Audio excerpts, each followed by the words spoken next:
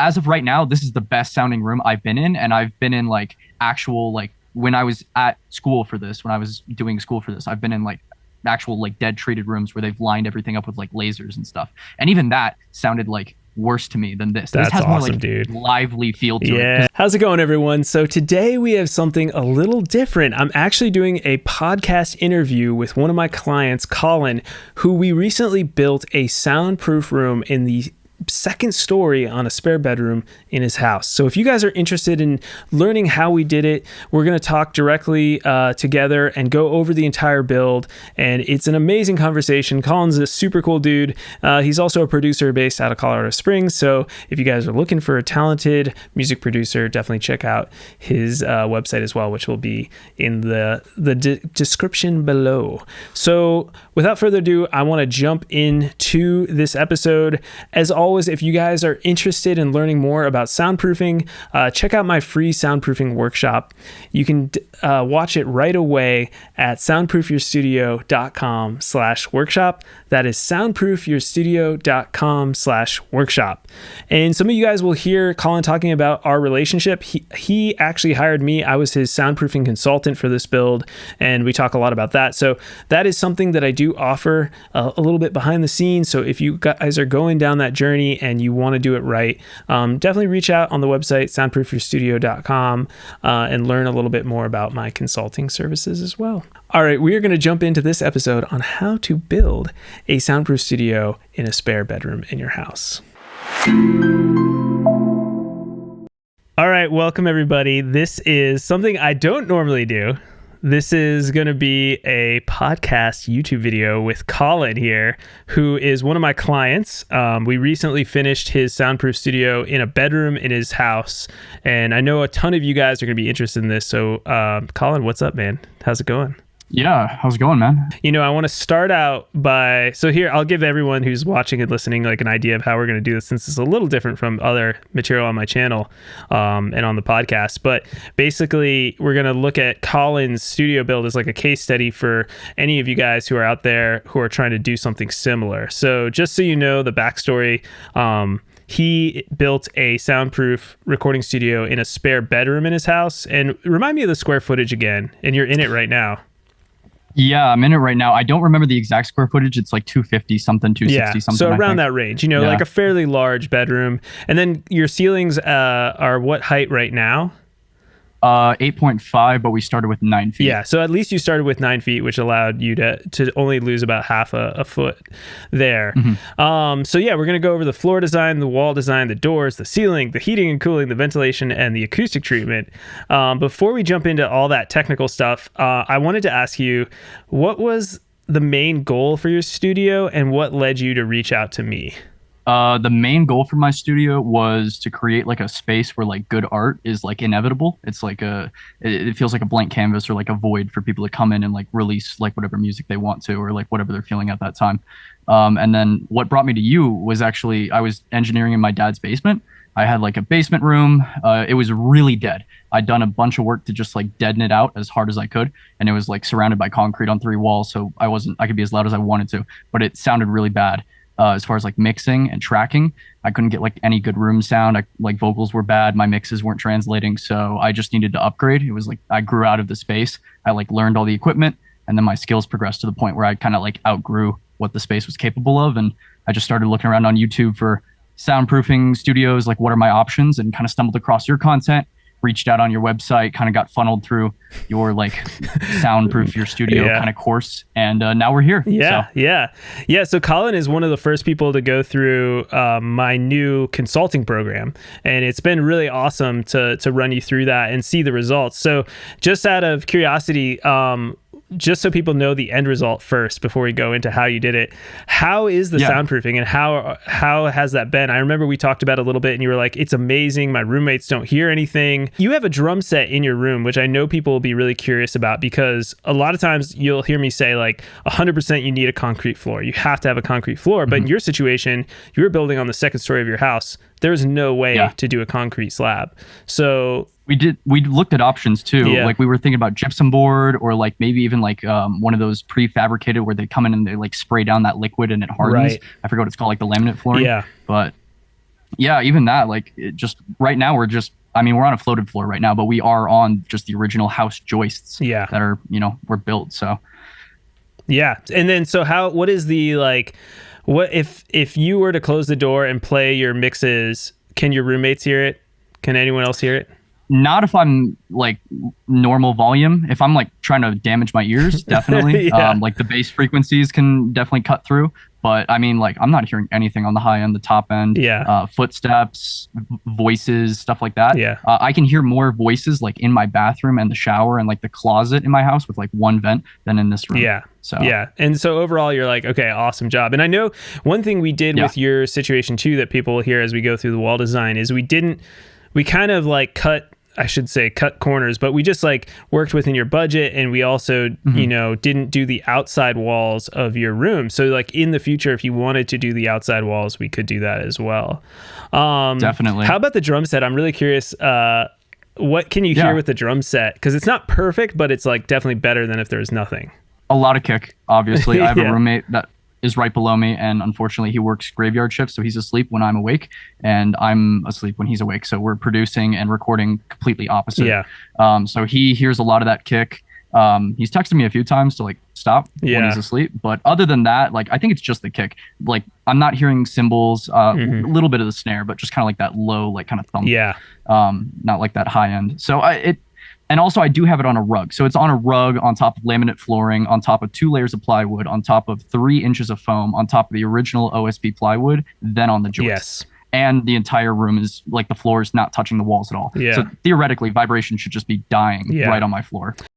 Yeah, and when you said foam, what you meant to say is fiberglass insulation is what we used. 3-inch. True. Sorry. No, it's okay. I just want to confirm because foam is a little different. Yeah, true.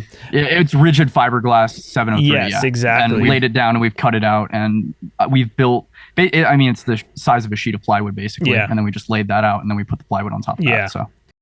Yeah, so this is kind of an interesting point, and it's a great case study in the sense that we can build a soundproof studio on a second floor, but if you're a drummer and you want to completely eliminate that kick, you're going to have to go even further to add more mass under the floor. Like one thing we could have done with your studio is we could have added some drywall underneath the joists to add more mass, and then we could have even decoupled the ceiling below in your roommate's room, but we didn't want to do any construction outside of the room. So that was like one of the reasons we didn't do that.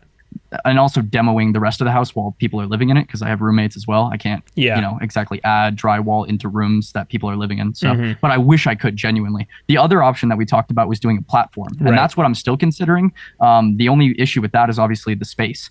You can't take the platform in and out. You lose that floor space. You lose like a foot perimeter on every side. So that's a chair, a mic stand, like whatever. And then I still have to get mic stands on around the drum set as well with the stage. Right. So it takes up space, and space is a big thing. And as we dive into the acoustic treatment, we talked about space on our last call yesterday.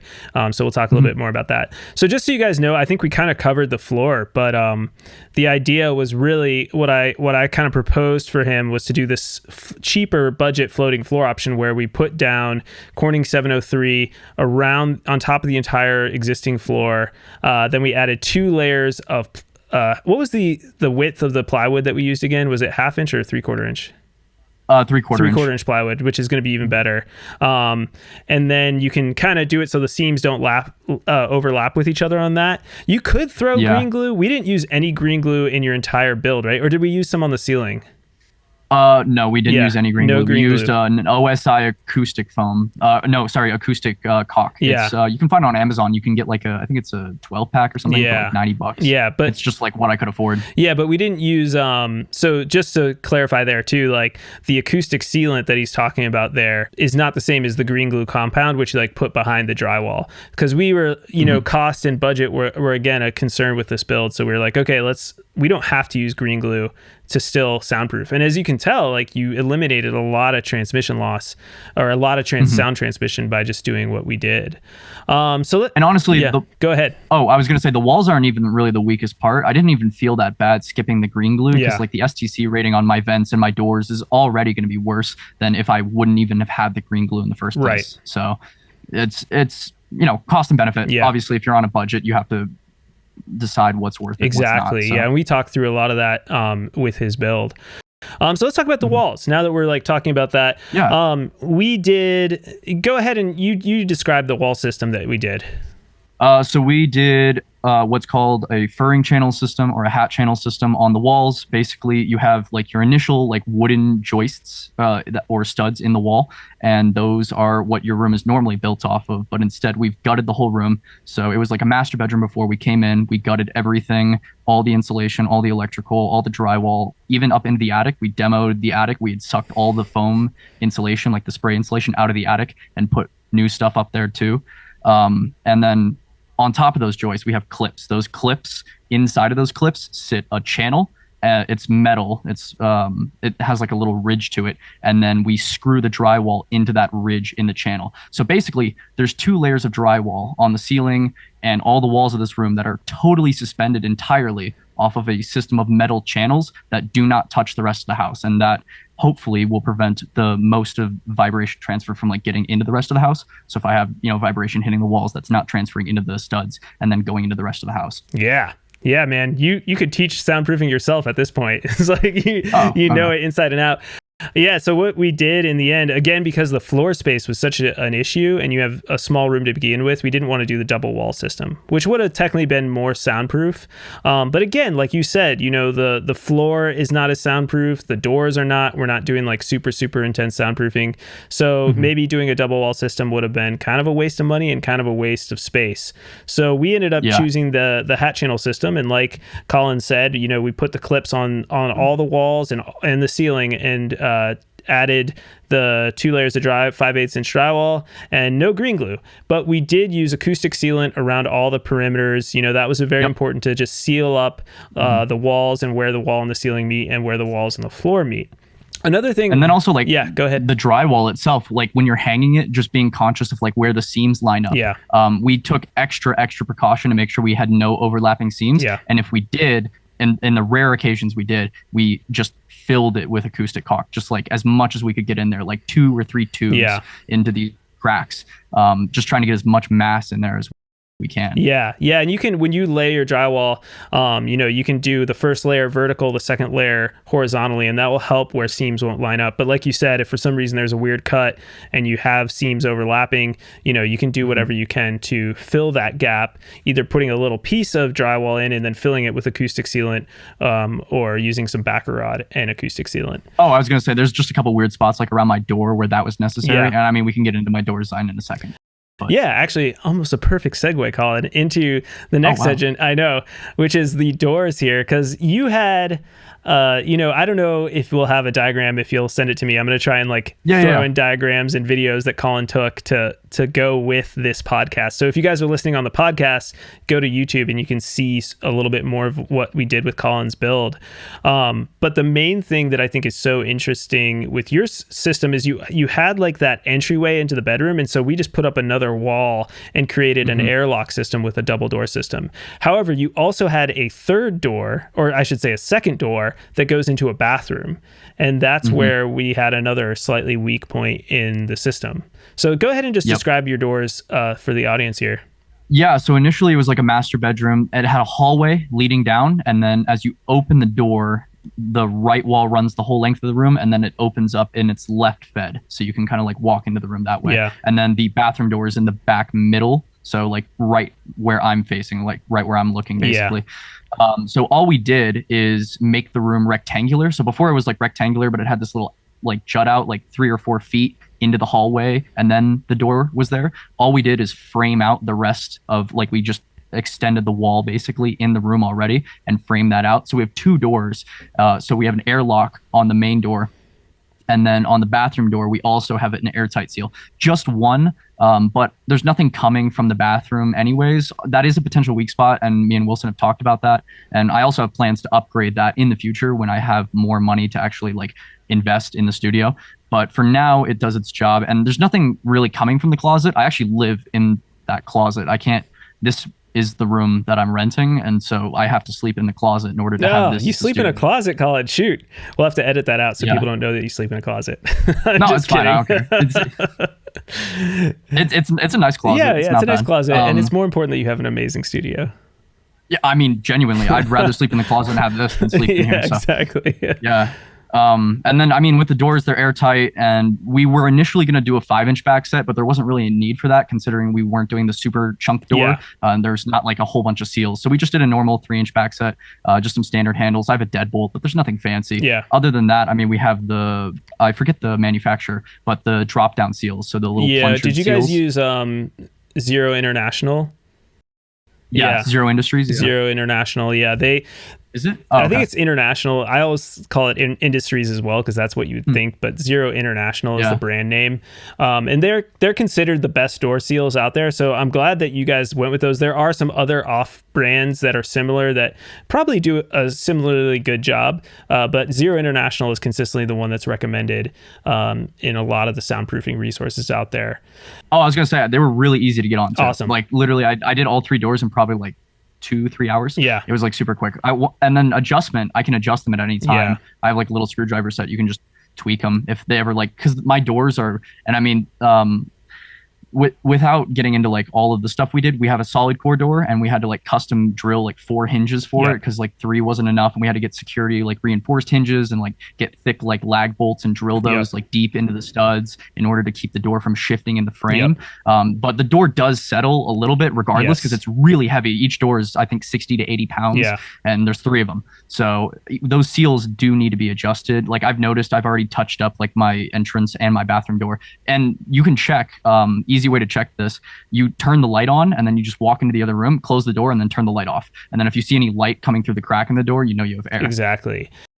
Yeah. And I really wish I had personally done the Zero International seals. I actually probably will. You guys can probably see I don't know if you'll be able to see the door depending on which camera I use, but basically I did a custom seal, and a lot of people who have watched my YouTube videos may have seen like, oh, this is awesome. You bought like magnetic sealing on Amazon, and it worked great for like the first year or 2. And then on year 3 is like when I started getting all these problems from the door settling and moving.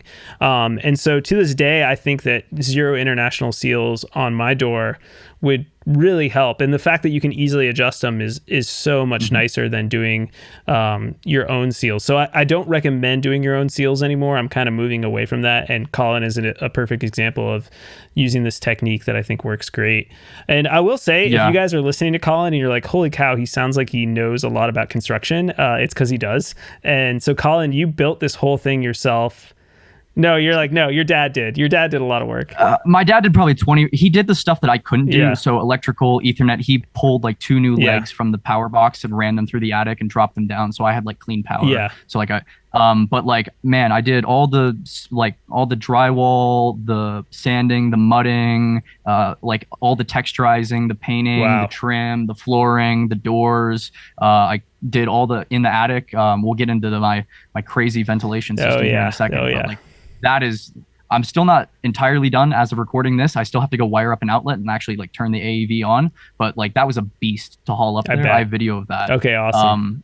Yeah, it took like 3 months. I initially planned for 1 month, but labor is so expensive, it just made sense to do it myself, and it turned into 3. Yeah, so. Yeah, and I could have told you that, but I was like really impressed. I'll just say this. To flatter Colin in front of me, but he was an amazing person to work with because you were so driven, so organized. And, I'm not going to say how old you are, but, he's on the younger side. And the fact that you did all this is really incredible. So, that is just really helpful when you're doing these DIY projects. Even if you're working with someone like me who's helping with the consulting, there were so many times when I was like, hey, Colin, I think we should do this. You're like, oh no, man, like this is going to add so much more work, which we'll talk about now. Like the ceiling, for example, let's talk about the ceiling, because the ceiling was rough and I'm really happy you did what I recommended, but I'm glad I did what you recommended too. I think my plan was not good. It would not have worked. I think, the ceiling might have caved in, or it would have sounded really bad either way. Yeah. Like the soundproofing wouldn't have worked. Yeah. So. Yeah. So what happened is that, he had a finished room and you had loose insulation. I don't know what you would call that specifically. That like blown. It's like the spraying stuff. Yeah, it's like they like take a hose and they blow it in. It's not spray foam, but it's sprayed. Yeah, it's like loose, loose. It's blown. like loose. Yeah. Imagine like packing peanuts, like shredded, and then they. Yeah. Nasty stuff. So I told him, I was like, listen, man, we got to remove all those packing peanuts. We got to remove all that insulation to do this right, because what we needed to do was remove the whole ceiling, put in the acoustic clips, put in the hat channels for the ceiling, and then put in the insulation, and then put in the drywall. Actually, you would do that in reverse. You'd put in the insulation first, then the acoustic clips, then the hat channel, then the drywall. So you were like, dude, that's going to suck. I have to literally pack up and remove all that insulation, which you did, which I was like so impressed with. We actually got it. So we ended up just, rather than like, the initial plan was we were going to crawl up in the attic with like shovels, me and my dad, and like just get, and we realized that was not going to, like, it's not going to work. So we just grabbed like crowbars and just demoed the ceiling with the insulation still in it. And it was just raining like on us. And I have photos of the aftermath, but like we ended up just like sweeping it out with push brooms, like getting it into one big pile, trash bags, like that. It was like a 2 or 3 day thing. Genuinely. Just that. Just like, that was a bummer. And I'm so happy you did it, because if you had kept that stuff, it just wouldn't have worked. Me too, genuinely, because now we have good stuff up there too. We have like 2 layers of like really good insulation. Yeah, exactly. So it's worth it. So that's what we did for the ceiling. And this is really important. The other option Colin had was to do nothing to the ceiling, which you were like, originally before you hired me, you were like, I'm going to do nothing except for the walls, one wall. You were going to just soundproof one wall. And I was like, no, we got to do all of it, otherwise it won't work. And that's really important. So it was worth all the pain and suffering of cleaning up that insulation. Unfortunately. Let's talk about your heating and cooling, because you have a mini split. I do. And an AV. Let's talk about the mini split first. Right now, but the mini split. What about it? So you have like, this is a question I think a lot of people have, is like, okay, I'm going to put in a soundproof studio in my house. Should I use the existing HVAC system, or should I use a mini split? And, we chose the mini split probably because you can install it yourself and it's cheaper than like running a whole HVAC system into that room and trying to soundproof it. Yeah. And I mean, for us, for this build, at least, it makes perfect sense too, because like we're already going into the walls, and 2 of the walls are exterior facing, so it like costs us nothing basically to just tap the wall and then just like run the lines through. It was like, we got it done in like a day. Like it was really like, from unboxing to literally hitting power on the remote and watching it like open up and turn on and move cool air was like probably 4 to 5 hours. That's awesome. Yeah, you guys are pros. It pays to be handy. That's for sure. It pays to have some experience. Your dad is crushing it. I should thank him. Showing me a lot. So appreciate it. So that's awesome. So and the mini split, just so everyone knows, it only takes care of your heating and cooling. So your room is now, ideally a good temperature at all times, right? Like the mini split's amazing, and it's super quiet, right? Awesome. Do you have any issues with the volume of it?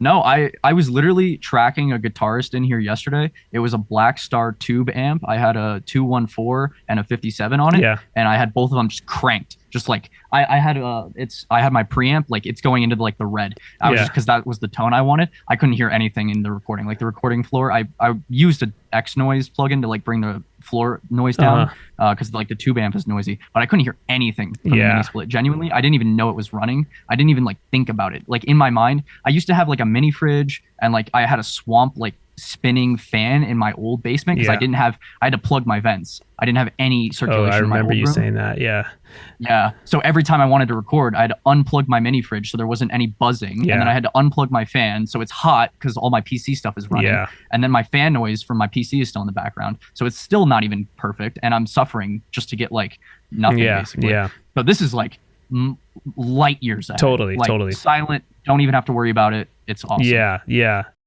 They're amazing, and they even have a silent mode. So if you want to go even quieter, like right now mine's in silent mode. He's showing his little controller there, and it has a dry mode, so you can help with humidity somewhat too. Although I do recommend in like super humid climates, you might eventually want to get a dehumidifier in the room, which is a bummer, which we'll talk about in a ways, in the sense that I turn my dehumidifier on and off when I'm working here in the summers, but it's not a big deal. So the other thing I wanted to say, so that's heating and cooling, pretty simple. Simple with finger quotes, simple in concept, but ventilation, this is the other side of the coin. And this is a whole nother animal. Yeah. So let's talk about that. Wow. Where to begin? So Wilson talked about needing a dehumidifier. I don't need one because I'm in Colorado. Yeah. I have high elevation. Everything is nice and dry here. I've never had any humidity issues with like any of my equipment. Yeah. If it does happen, I can just buy a unit and swap it out for the AEV. Like the system I've built, I can just swap Right. units. That's a good point. Really That's a good point. Yeah. But like I don't need humidity. I'm not worried about that at all. So your needs may vary. You might not want to copy me necessarily. People shouldn't copy you. Yeah, everyone's needs vary. But this is a good example of, we talked about this, me being his consultant. I was like, listen, I lived in Colorado. I know how dry it is. I was like, humidity, not usually an issue in Colorado. Usually your lips are chapped year round, and that's just the way it is. Yeah. If anything, you need a humidifier in your room, potentially. I had one before. That's what that fan was. It was like a water humidifier, basically. It might be worth just getting a simple, like small humidifier they're silent. They don't make a lot of noise in really dry times. Oh, like ones like nighttime. Yeah, like bedstand ones? Just one that like has cool lights and like shoots out some water vapor.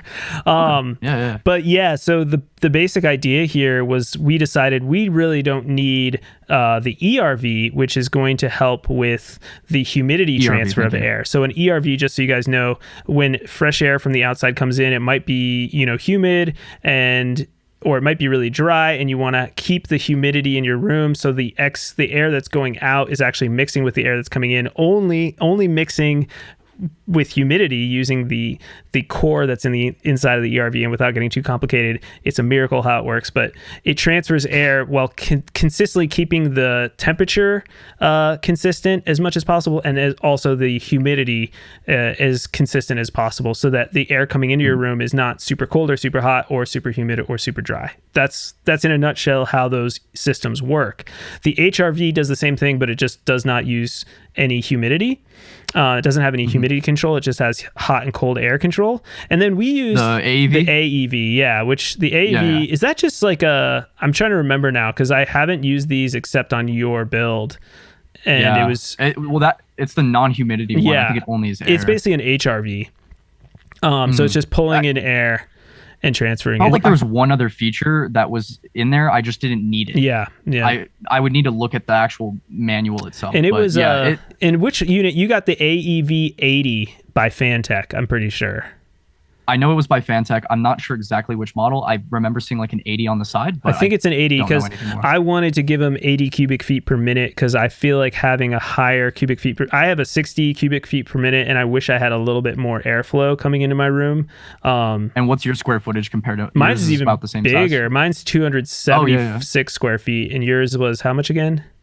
Like 250. Okay, roughly the same. Yeah. So, shooting around, it's the cubic feet per minute is based off of the number of people in the room, but we're also introducing a baffle box system, which is kind of slowing down the airflow and things like that. So there's a few different things to think about. So let's keep moving. We could talk about this forever, but we have this AEV that's in your attic, and it's pulling in air from the outside, going into the AEV unit, and then it's transferring into a baffle box in your attic as well. That's correct? Yeah, correct. And you built this baffle box design based off something that I taught you, and then you kind of retrofitted it so that it would sit on top of your ceiling, and then there's a vent going down into your room. Yeah, it works. It's not pretty, but it works. And I'm proud of the work that I did do on it. Yeah. Nobody's going in my attic anytime. I'm not bringing any clients up in my attic. Yeah, so you're saying your attic's really not pretty? There's literally like two massive white boxes of drywall that look like they're covered in glue. Right. Just like sitting above my room, basically, with tubes coming off of them, Yeah. It looks like some like mad science. Yeah, who cares? My bathroom looks like a mad science experiment as well. Oh yeah. I remember it's seeing kind of videos ridiculous. of that. Yeah. You can make them look pretty, but the fact that you hid it in your attic, I think, is genius. And it's not in a separate room in your house. It's a good idea to put this above on top of your roof rafters as long as it can hold the weight. And so with the baffle box, what you did is you built a series of turns that are, it's 1 foot by 1 foot. So we're getting big solid airflow. And then we put some insulation on the inside of that baffle box. And then you have to treat the baffle box like it's a soundproof system. So, 2 layers of drywall and seal it up with acoustic sealant and make sure that thing is airtight and full of mass. And you have this do you hear anything coming through that vent?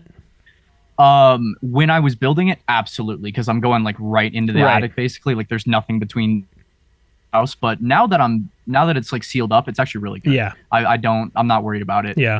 The hard part not wasn't even the box. Because I put it in the attic, I had to build chimneys down to the vents. Because if it's sitting on top of the joist and I have the whole ceiling suspended off of the joist by like 6 inches, I have to build a soundproof chimney Right. from the box down to the vent. That was the hardest part, getting the chimney and the vent soundproofed and attached to the box Right. without weight from the box on the chimney. Because the last thing I want is the box like on the chimney pushing through the vent and like caving in my room, Yeah. right? So I have to like make sure the whole thing is supported, and I'm measuring the whole time, and I'm doing all of this in like a 3 foot by 2 foot like my hot. God. There's no light. Yeah. I'm walking on the rafters. I'm getting poked in the head by the nails from the Yeah. from the shingles. Oh Like, my God. This is why it's like nice to hire someone if you can. yeah, if you don't want, if that doesn't sound like fun to you, and it genuinely, I didn't think I would, like, I went into this thinking that I was, oh yeah, like a month I'll be done with it. Like no, Yeah. no, I like way overestimated how long all of this was going to take and how much effort all of this was going to take. Mhm. It's worth it in retrospect, but like going in, if you would have told me, yeah, you're going to spend, $35,000 to basically sleep in a closet with no electricity for 3 months, wake up in drywall dust and insulation covered constantly. You can't get clean because I'm literally living in the room, Yeah. and it's under construction. Wow. So Yeah. for 3 months, and you're just living off that. Man, I Like, didn't realize that you were like living right there in it. Oh man. Yep. Well, this is brutal, but Yeah. you worked so hard. You earned that studio more than most people. It feels like it, yeah. Yeah, definitely. I feel like there's a part of me in the room. Yeah, definitely. It's kind of weird. Like I've put so much of myself in. Yeah, I feel that way about my studio as well because I built this along with my contractor side by side. I didn't have the brains at the time, I still wouldn't build this on my own. But, it feels good to like actually put your blood, sweat, and tears into the building yourself if you're interested in that. Okay, lastly, I want to talk about the acoustic treatment because I also helped you with that. A lot of people think I'm like, oh, he's just the soundproofing guy, but I do want to help people with the entire acoustic treatment of the room. And so we actually did some consulting on that as well. So why don't you just talk about sort of what we figured out in the end? So just the system I'm on right now, I have two 3-way speakers, and they're near field, so they have a little bit more energy than like they're a midfield, so they have a little bit more energy than like a near field. So they're meant for like kind of the whole room. In my mind, I would have like clients in the back of the room, and they could listen to the mixes, and they would translate somewhat. They wouldn't be perfect, but they could at least get like an idea of like what I'm doing, and they can kind of get an idea of the song before they like step out and take it into the car or something. So we have those monitors in here. They're set up.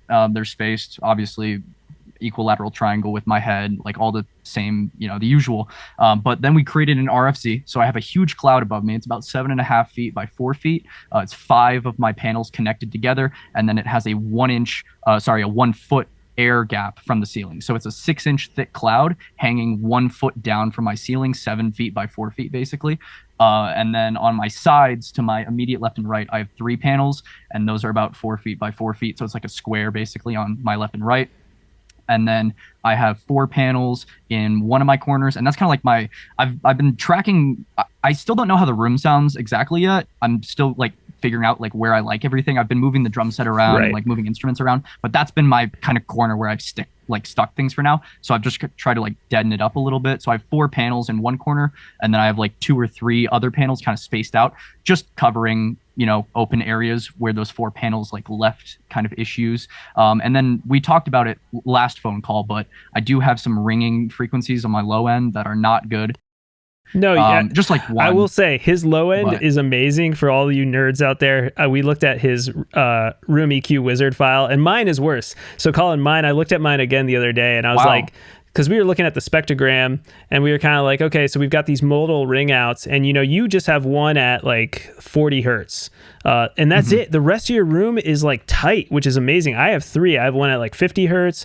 I've got one at like 80 hertz. I've got another one at like 100 hertz. So for me, I would have to treat all those frequencies individually a little bit more. I think just because my room is bigger, there is this sense of like, you can control a smaller room more easily with less money because it's less square footage. But not to go down that rabbit hole, but I just wanted to jump in because I was like, your room actually is pretty solid. And your frequency response was pretty solid as well with that acoustic treatment that you put in. Yeah, personally, I'm super happy with it. Yeah. Love it to death. But I mean, if you want to nitpick, there are things to right, nitpick. always. And I can nitpick to death, and I will. And there's going to be things that I upgrade forever, basically. Like I want to get like a tot power conditioner and like a whole bunch of other like crazy expensive stuff that I can't afford right now. So yeah, upgrades down the line to make. But you're right. As of right now, this is the best sounding room I've been in, and I've been in like actual like when I was at school for this, when I was doing school for this, I've been in like actual like dead treated rooms where they've lined everything up with like lasers and stuff, and even that sounded like worse to me than this. That's this has awesome, more like dude. lively feel to it, because like the booths that I were in were just dead. Yeah, and you don't want a dead room. Nope. And you didn't talk about, at least I don't think I heard this, but your bass traps in your front corners. Oh yeah. So I have two massive chunk traps in each of my corners. I think they're about 4.5 feet wide. I think I had to do some weird stuff. Basically, I just took like the longest side, the hypotenuse, right? Yeah. Yeah. Anyways, I had to like find the hypotenuse of like the insulation that we were finding, and that's the size I had to go with basically. And then also I was limited by the size of fabric you can get. You can only get fabric that's like so large, and I have to like wrap around the side, so I need like 6 inches on each side. Yeah. So it's like I'm limited. But they do sound like, I have pictures of me installing them and how I've installed them. It's basically just like one shelf, and then there's like a stack of the insulation, and then the shelf, and then a stack of insulation on top of the shelf, and then the frame is screwed into the shelf, and that's basically it. But I just having those in here, like before I had like panels or anything else, just the traps, already huge difference on the low end. Huge difference. I didn't even, I could play, I had music in here before that I was playing, like songs, and I'd play them before and after, like night and day, instantly. Like the detail, you can hear things that you weren't hearing before. It feels tighter, like almost like you're putting on headphones. But I mean, once I got the cloud in, that effect really came together. Genuinely, when I walk into my listening position, it feels like I'm putting on headphones without actually like putting on headphones. Like that's the closest thing I can describe to sitting in this listening position with these speakers. Yeah. And like, so, Colin did this huge upgrade, got better. I recommended that he put emphasis on his monitors, not on microphones, which I think was a really good choice at the start. I agree. Yeah. So having great speakers for sure is going to help you with your listening position. But after that, hit those corners, like your back corners, unfortunately, we can't hit as well because of the mini split and the door. And this is very typical of a bedroom. When you can't build a studio from the ground up, or in a basement or in a garage, you're always going to have issues with a door, usually in a corner. That's just the way you would put doors in a house. So that does limit you with like kind of treating the corners. But like Colin said, we did the front corners and we did all that other treatment. It still sounds great. And the most important thing, I tell everybody this, the most important thing is, can you mix in there, and do your mixes translate? And what's the answer to that question? Absolutely. Right now they are. Yeah. I've tracked at least a couple things. Let me actually count. I've done 3 hip hop songs, some saxophone, like jazz stuff, a lot of guitar, a little bit of piano, and a little bit of singing. Yeah. Like just like one session of singing. Yeah. And between all of those, all of them are way better than the recordings I was doing. And I was recording all of that in my dad's basement before. So like I have references I can go back to, like, oh, that's what my saxophone recording used to sound like. Oh, that's like what my vocal used to sound like. Whew, rough. Yes. So night and day. And then also taking it out to the car, I can already, like, I know what my car sounds like. I know what these sound like now. I already know what it's going to sound like before I even get in the car. And there's a secret ingredient that you haven't mentioned yet that we also did that I recommended. And what was that? Do you remember? The SonarWorks and the Room EQ Wizard. Yeah. SonarWorks is key, right? I think SonarWorks is like that final icing on the cake once you've got all this treatment in. By the way, I'll just say that Colin built all the treatment custom. As you can probably imagine from his previous work on his studio, the acoustic treatment was like the easy part. It was like 4 days, actually. That was the shortest segment. It was 19 panels plus the 2 corner chunk traps. And those guys are 8.5 feet by like 4.5. So serious amount of panels in there, and the fact that you built it all yourself, you saved yourself thousands of dollars.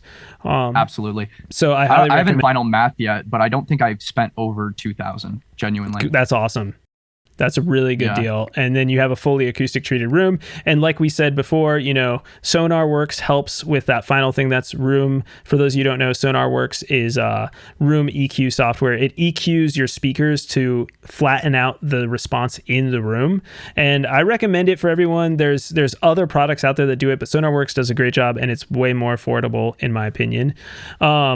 So yes, your mixes will translate to the car. You have an amazing acoustic treatment. You have great speakers, so you're hearing the detail in the mixes as well, which is awesome. Lastly, I have one more sort of self-promoting question, but I'm curious to see what you say. So for all the people that want to like 100% DIY it themselves, was it worth it to have a consultant? Absolutely. Like if you're playing with like upwards of like $30,000 to $50,000, think about how much of an error it would be if I had ordered like, I don't know, the wrong drywall or something. Right. Yeah. Like that's assuming I get my design correct. That's assuming I get my principles, like my first principles of my design correct. Like what if I base my design off of a bunch of like incorrect assumptions? Also, I like having people check my work. It's like I feel like I could design like a comparable room like this on my own, give it enough time, but like I would still want someone to like check my work and make sure that I'm not overlooking something like really obvious that is going to save me a lot of money or improve my quality of sound or like whatever, And when you're playing with like $30,000, $50,000 and you're building a studio, to get a second opinion from someone who has done it and has actually like gambled and arguably has kind of like won that gamble, is more than worth it at the end, at least. I don't know. Like I don't have a time machine. If I could go back and like not hire you and then do the whole project and compare the two, right? I wish I could. But if I had to say, if you were to ask me, do I think you saved me the money that I paid you? I would say yes. Awesome. So yeah, and usually that's the big hang up that a lot of people have. And I think, it's interesting. Everyone's got a different level of DIY-ness. And I would say your level of DIY-ness was super high, but I also respected from the very beginning, like you said, I want someone to check my work. I want someone to like bounce ideas off with. And I have so much fun working on these projects because we talk through, like there's no like right way to do anything. We talk through the cost benefit together, and as a team, we kind of figure out like, okay, let's weigh all our options and let's pick the very best one. And at the end of the day, I'm here to say I think this one's the very best one. And sometimes we changed on the fly a couple times. There's 2 or 3 things where we were just like, okay, this isn't working. Like, what can we do? Totally. And that comes up, and having somebody that like I can go to and be like, oh God, right? Like what happened, right? This is messing, like, what do I, right? Yeah. That's huge. Totally. I don't think there was ever an emergency like that where I ever had to, but just knowing that like, if I had messed something up, I could message someone and be like, hey, and there's a whole bunch of resources at my disposal to fix that problem was, Yeah, super worth it. Awesome, man. Well, thanks for sharing that. Lastly, before we end all this, I have to let you promote yourself. So where can people find out about your music, about your studio? How can they hire you if they're interested in some of your work? Yeah, I'm based out in Colorado Springs, Colorado, tonelabrecording.com. You can just view my website if you're interested in booking. I do online mixing, mastering, kind of getting into mastering. I'm messing around with like Ozone 10 right now, but you can view that on my website if you're interested. Instagram, Twitter, YouTube, that's all linked on there if you're interested. I'm going to be uploading videos about like more like in-depth stuff about my specific build. If you have like any interest in like what I've done on like a macro level, like down to every detail. I have every screw, nail, every expense tracked on spreadsheets. I have a bunch of data from my build. I was going to go over that because I figured someone would get something out of that. Like I tracked it for myself, but now that the project's over, I don't have any use for it. So it's like, it doesn't hurt me to release that data. Yeah. So well, be careful. You might end up like me. Go and making a YouTube channel and being like, all right, I'm obsessed with teaching people this. But I'm sure people will find that super useful. So definitely reach out to Colin. I'll put his website in the notes for this and everything, and any other information you want to share. But I think the website's a great way for people to contact you. Yeah. You can always reach out through my website if you're interested in working. If you're local Colorado, I'm always looking for people to work with. Mostly hip hop, mostly vocalists, but I, experiment. I like to try new things. Yeah. So if, you're a band, you want to try some stuff. He's got an awesome studio, guys. Definitely check it out. I do. All right, sweet man. Thanks so much. And thank you. Thanks for listening, everybody. All right, I hope you guys enjoyed this podcast episode. This was a lot of fun. Colin is an amazing person and it was a joy to work with throughout the entire process. And I hope you got an understanding of sort of what you can do. There are certainly limitations, like we said, with the kick drum and things like that, but overall, he's able to do amazing work, especially with mixing and recording people in his second story studio. So something really cool to look forward to if that's something you're going to work on. Again, if you are going down this journey, check out my free soundproofing workshop. You can watch that right away at soundproofyourstudio.com/workshop. And also, if you're interested in consulting, I don't usually promote this on here, but it is out there. I have a full consulting program that I have for people who are really serious and want to do it right the first time. You can also reach out about that at soundproofyourstudio.com. All right, I'll see you all later.